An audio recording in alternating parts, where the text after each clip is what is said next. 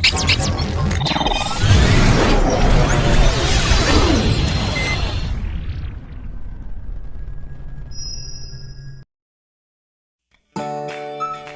Sobat YouTube, Assalamualaikum warahmatullahi wabarakatuh. Bagaimana kabar Sobat YouTube semua? Semoga dalam keadaan sehat walafiat.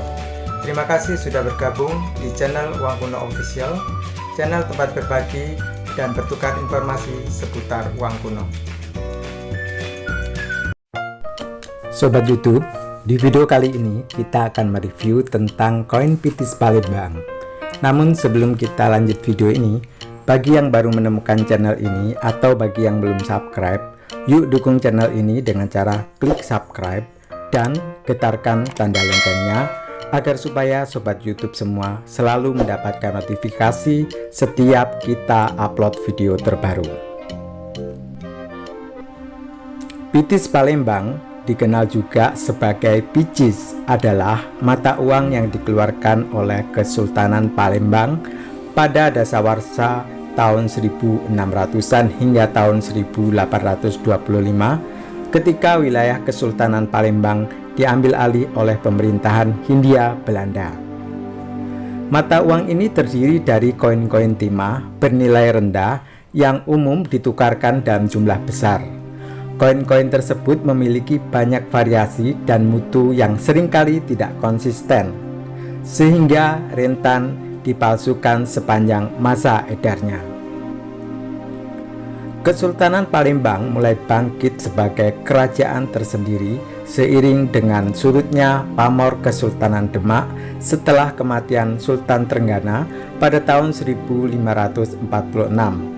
Antara dasawarsa 1560-an dan 1620-an, Palembang turut ambil andil dalam perdagangan dua komoditas penting masa itu, lada dan timah. Berkat perdagangan, koin dari berbagai kerajaan beredar di Palembang, di antaranya koin Banten, Demak, dan Jambi, ditambah pula dengan koin Tiongkok dan koin imitasi setempat yang telah lama beredar di Nusantara. Seri koin paling awal yang dihasilkan oleh Palembang berasal dari periode ini, yakni imitasi koin Tiongkok dengan kata pangeran atau sultan yang ditulis secara fonetis menggunakan Hanzi menjadi Panglan dan Sultan, diproduksi antara tahun 1600 dan 1658. Seri ini diikuti oleh koin dengan aksara Jawi yang bertuliskan alamat Sultan, diproduksi antara tahun 1658 dan 1710. Kedua seri koin tersebut dibuat dari bahan timah.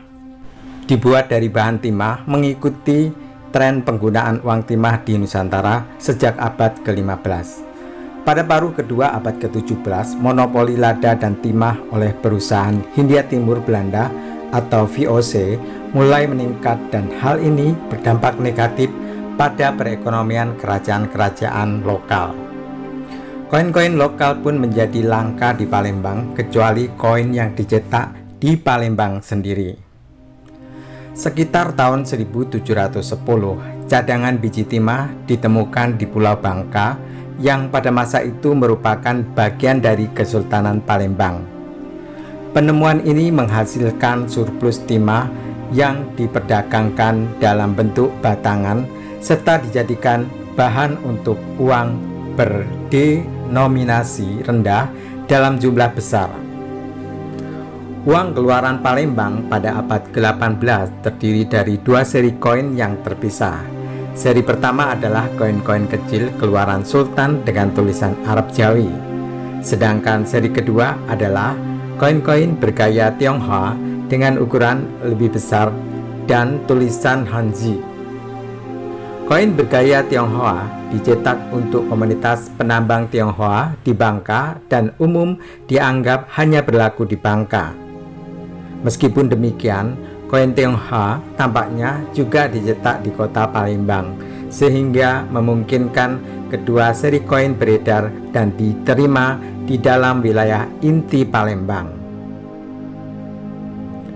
Produksi Pitis Palembang cenderung terbatas sebelum tahun 1710, tetapi surplus timah berkat pasokan tambang Bangka membuat produksinya meningkat tajam. Pitis dicetak dengan cara yang mirip dengan koin Tiongkok. Timah cair dituang ke dalam cetakan yang menjadikan berpuluh-puluh koin tersambung dalam satu dahan. Bentuk yang kerap dijuluki sebagai pohon uang. Tiap keping koin dipatahkan dari dahan, kemudian diasah hingga koin berbentuk bulat. Meski bekas patahan yang membuat koin tidak bulat sempurna kerap terlihat dalam pitis Palembang. Terakhir, koin dicap agar memuat tulisan yang sesuai. Selama masa edar pitis Palembang, pemalsuan koin menjadi industri besar sehingga koin resmi yang dikeluarkan oleh Sultan tidak memegang porsi utama dari total koin yang beredar di Palembang. Terdapat laporan akan adanya hukuman berat bagi pemalsu. Tetapi koin palsu relatif mudah dibuat oleh siapapun yang memiliki akses ke pasokan timah Palembang pada masa surplus. Pengguna pitis juga diduga tidak akan memeriksa tiap koin dengan telaten, mengingat pitis seringkali ditransaksikan dalam kumpulan berjumlah besar. Pada sejumlah kasus, membedakan pitis resmi dan palsu cenderung sulit. Koin dengan bentuk atau tulisan yang sangat terdistorsi kemungkinan besar palsu. Tetapi distorsi dalam berbagai tingkat juga umum ditemukan pada pitis resmi akibat pengawasan mutu yang tidak ketat. Seluruh mata uang pitis Palembang terdiri dari uang logam campuran, timah timbal kecuali satu jenis yang memiliki versi tembaga. Tiap jenis memiliki tulisan di satu sisi, sementara sisi sebaliknya polos. Kebanyakan koin memiliki kata Fi Bilad Palembang atau di negeri Palembang yang ditulis menggunakan abjad Jawi dan sebagian menyertakan tahun cetak dalam kalender Hijriah. Koin dapat dibagi ke dalam dua jenis berdasarkan bentuknya. Koin tanpa lubang yang disebut pitis buntu, serta koin dengan lubang termasuk koin Tionghoa yang disebut pitis teboh. Terdapat banyak variasi pada tiap jenis koin karena berbagai aspek seperti bentuk, ukuran, berat, dan tulisan seringkali tidak diproduksi secara konsisten. Dengan mengabaikan varian, sebagian pitis Palembang yang diketahui pernah dihasilkan oleh Kesultanan Palembang dapat dilihat sebagaimana berikut. 1. Pitis buntu. 1. Menggunakan aksara Arab Jawi bertuliskan Palembang, diproduksi sekitar tahun 1750 atau tahun 1812 hingga 1816 Masehi.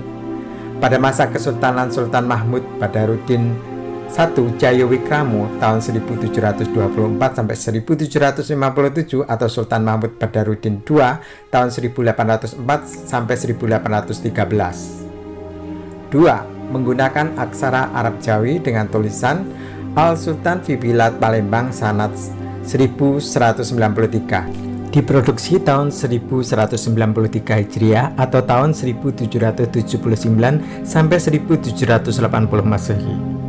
Pada masa Kesultanan Sultan Muhammad Bahaudin tahun 1776 hingga tahun 1803. 2. Pitis teboh. 1. Menggunakan aksara Hanzi dengan tulisan Banglan Singpal dalam bahasa Mandarin atau Panglan Hengpo dalam bahasa Hokkien, diproduksi sekitar tahun 1600 hingga tahun 1658 dalam pemerintahan Kesultanan Pangeran Madi Angsoko yang memerintah dari tahun 1595 hingga tahun 1629 hingga Kesultanan Sri Susuhunan Abdurrahman yang memerintah tahun 1659 hingga tahun 1706. 2. Bertuliskan Sidan Libau dalam bahasa Mandarin atau Sultan Lipo dalam bahasa Hokkien. Diproduksi sekitar tahun 1600 hingga tahun 1658 dalam pemerintahan Kesultanan Pangeran Madi Angsoko hingga Kesultanan Sri Susuhunan Abdurrahman. 3. Bertuliskan aksara Arab Jawi dengan tulisan Alamat Sultan. Diproduksi sekitar tahun 1658 hingga tahun 1710 pada masa Kesultanan Sri Susuhunan Abdurrahman hingga Kesultanan Muhammad Mansur Jayo Inglago yang memerintah pada tahun 1706 hingga tahun 1718. 4. Bertuliskan aksara Arab Jawi dengan tulisan Dab fi Bilad Palembang Dar As-Salam, diproduksi sekitar tahun 1710 hingga tahun 1778 pada masa Kesultanan Muhammad Mansur Jayo Inglago hingga Kesultanan Muhammad Bahauddin tahun 1776 hingga tahun 1803. 5. Bertuliskan aksara Arab Jawi dengan tulisan Alamat fi Bilad Palembang Dar As-Salam sanad 1162, diproduksi tahun 1162 Hijriah atau tahun 1749 1750 Masehi pada masa Kesultanan Mahmud Badarudin I Jayo Wikramo tahun 1724 hingga tahun 1757 Masehi. 6. Bertuliskan aksara Arab Jawi dengan tulisan Hadza Bulus fi Bilad Palembang sanad 1198, diproduksi tahun 1198 Hijriah atau tahun 1783 1784 Masehi pada masa pemerintahan Kesultanan Muhammad Bahauddin tahun 1776 hingga tahun 1803. 7. Bertuliskan aksara Arab Jawi dengan tulisan Al-Sultan fi Bilad Palembang sanad, diproduksi tahun 1200 hingga tahun 1204 Hijriah atau tahun 1785 hingga tahun 1789 1790 pada masa pemerintahan Kesultanan Muhammad Bahauddin tahun 1776 hingga tahun 1803. 8. Bertuliskan aksara Arab Jawi dengan tulisan Masruf fi Bilad Palembang tahun 1219, diproduksi tahun 1219 Hijriah atau tahun 1804 1805 Masehi pada masa Kesultanan Sultan Mahmud Badarudin II tahun 1804 hingga tahun 1813 dan tahun 1818 hingga tahun 1821. Pitis merupakan mata uang bernilai rendah yang perlu dikumpulkan dalam jumlah besar agar dapat ditukar dengan mata uang lain, seperti duit VOC dan dolar Spanyol. Pitis buntu dan pitis tabuh cenderung memiliki nilai yang setara dan hanya dibedakan dari satuan kumpulannya. Pitis buntu dikumpulkan dalam pak yang dibungkus daun. Satu pak dengan isi 250 keping dikenal sebagai kupat dengan nilai 1 kecer, setara dengan 20 keping duit VOC atau 1/16 dolar Spanyol. Pitis tabuh dikumpulkan dengan sebilah rotan atau tali, mirip dengan uang kepeng Tiongkok. Seutas tali dengan isi 500 keping dikenal sebagai cucuk dengan nilai 1 tali, setara dengan 2 kecer. Satuan dan nilai tukar untuk pitis Palembang terdokumentasi sebagaimana berikut. 1 rel setara dengan 2 jampel atau sejumlah 4.000 keping atau 320 duit VOC atau 1 dolar Spanyol. 1 jampel setara dengan 2 suku atau 2.000 keping atau 160 duit VOC atau setengah dolar Spanyol.